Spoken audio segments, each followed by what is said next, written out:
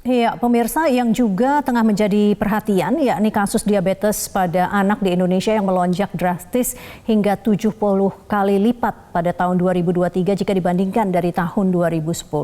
Menurut laporan yang diterima IDAI hingga 31 Januari 2023, ada 1.645 pasien anak penderita diabetes yang tersebar di 13 kota, yaitu Medan, Padang, Palembang, Jakarta, Bandung, Semarang, Yogyakarta, Solo, Surabaya, Malang, Denpasar, Makassar, dan Manado.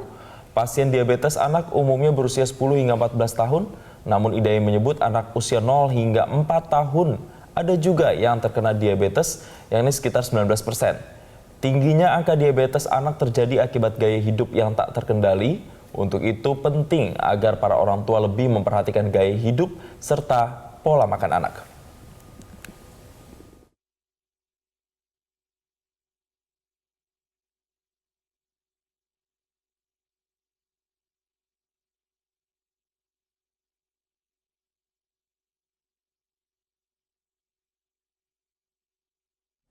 Ya, pemirsa, selain menjadi salah satu penyakit mematikan di dunia, diabetes juga dijuluki sebagai ibu dari segala penyakit. Karena diabetes dapat memicu berbagai komplikasi berupa penyakit dan masalah kesehatan lainnya. Iya, tidak hanya menyerang orang tua, namun diabetes juga terjadi pada anak-anak. Lantas apa tanda anak terkena diabetes dan apa bahaya diabetes anak? Untuk membahasnya sudah bergabung bersama kami dokter spesialis anak Dr. Lucy Amelia. Dan bagi Anda pemirsa yang ingin bertanya kepada narasumber siang ini terkait diabetes anak, Anda dapat menghubungi kami di nomor 021 583 99 100. Kita langsung sapa, selamat siang Dr. Lucy. Halo, Dr. Lucy, selamat siang. Mbak Vivi, Mas Jason. Iya, selamat siang. Suara saya terdengar jelas? Sudah terdengar jelas. Terima kasih Dr. Lucy sudah bergabung bersama kami. Data menyebutkan ada kenaikan angka diabetes pada anak bahkan sampai dengan 70%. Kira-kira pemicunya atau pendobrak angka ini bisa tinggi apa, dokter?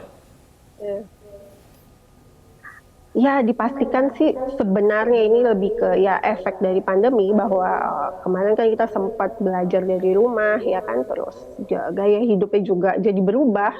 Kita anak-anak lebih banyak di dalam rumah, aktivitas outdoornya kurang, makannya otomatis jadi lebih banyak, makannya juga jadi cemilan-cemilan yang tidak sehat. Nah, ini adalah salah satu pemicu kenaikan angka diabetes pada anak, walaupun ya diabetes pada anak itu hampir sebagian besar itu disebabkan oleh autoimun, bukan masalah pola makan, tetapi karena pergeseran ini pola makan dan aktivitas yang lebih banyak di rumah, jadi timbullah diabetes. Nah, ini memang timbulnya di masukin usia remaja seperti itu. Baik, Dr. Lucy boleh mungkin benar-benar dijelaskan kepada kami ya bahwa ini kan laporan IDAI mengatakan kasus diabetes pada anak di Indonesia meningkat 2023. Diabetes tipe 1 atau tipe 2 ya dok? Boleh nggak dok? Karena kan dua-duanya agak berbeda ya dok? Ya. Betul, berbeda sekali. Jadi di awal saya jelaskan dulu bahwa perbedaan ini kenapa sih ada tipe 1 ada tipe 2. Jadi pada anak itu kan sebagian besar memang tipe 1, di mana hormon insulin ini kurang diproduksi. Kita tahu insulin itu diproduksi oleh kelenjar pankreas. Nah, sebagian besar pada anak ini tipe 1, artinya si hormon insulin ini yang memecah glukosa di dalam darah sebagai sumber energi untuk sel-sel di tubuh tersebut. Nah, karena ini kurang, maka terjadi peningkatan kadar glukosa di dalam darah. Nah, sedangkan diabetes mellitus tipe 2 itu lebih banyak ditemukan pada dewasa akibat dari gaya hidup, pola makan, konsumsi gula, karbohidrat yang berlebihan, sehingga insulin ini jadi jenuh gitu. Jadi kerjanya jadi harus ekstra untuk memecah gula-gula yang masuk ke dalam tubuh. Nah, kalau dilihat memang ini ada pemeriksaan khusus ya untuk melihat apakah ini diabetes mellitus tipe 1 apa diabetes mellitus tipe 2. Tetapi kalau dilihat dari usianya, range usianya itu banyak mengenai usia 10 sampai 12 tahun, itu kemungkinan besar diabetes mellitus tipe 2, di mana memang dia tidak ada masalah di jumlah insulinnya, tetapi lebih ke konsumsi makanan yang berlebihan yang mengandung karbohidrat dan gula sehingga menyebabkan peningkatan kadar gula darah dalam tubuh seperti itu. Baik, Dokter Lucy, tapi yang juga jadi perhatian bagaimana ya kita bisa melihat anak ini memiliki gejala yang kelihatan begitu ketika mereka mengidap diabetes atau tidak. Tapi kita akan tahan dulu Dokter Lucy karena kami akan lanjutkan perbincangan usai jeda. Dokter anak Lucy Amelia, dan sudah ada penelpon ini dari Pak Danis. Silakan pertanyaannya untuk Dokter Lucy. Pak Danis. Halo, selamat siang. Ibu Danis, mohon maaf Ibu. Ya. Silakan Ibu, pertanyaannya apa Bu? Dokter, saya ingin nanya, anak saya ini kan postur badannya kan gemuk begitu. Nah, apakah anak gemuk itu pasti atau berisiko diabetes?